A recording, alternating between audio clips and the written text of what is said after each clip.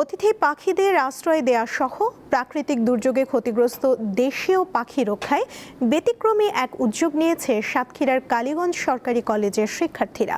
অভয়াশ্রম তৈরির লক্ষ্যে কলেজ প্রাঙ্গণে গাছে গাছে ঝুলিয়ে দেওয়া হয়েছে ১.৫ শতাধিক মাটির হাঁড়ি।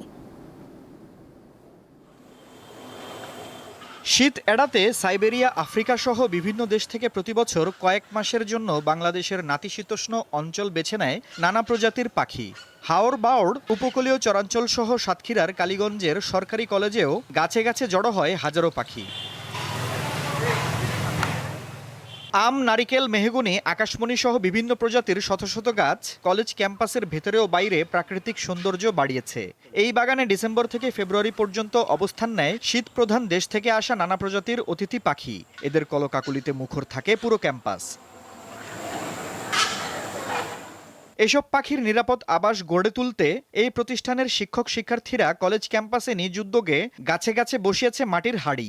এগুলোতে শুধু অতিথি পাখি নয়, ঘুঘু, কবুতর, চড়ুই, পেঁচা সহ দেশীয় নানা জাতের পাখিও আশ্রয় নিচ্ছে, করছে বংশবিস্তার।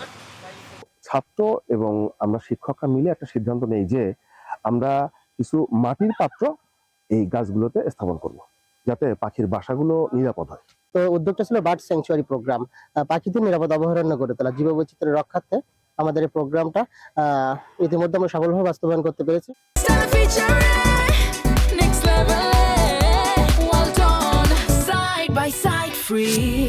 এটি শিক্ষার্থীদের ভিতরে পরিবেশ সম্পর্কে তাদের সচেতনতা বোধ তৈরি হয় এবং এর পাশাপাশি আমাদের সাধারণ সমাজের উপরে, মানুষের উপরে এটি প্রভাব ইতিবাচক ভাবে আমি পড়বে বলে আমি বিশ্বাস করি।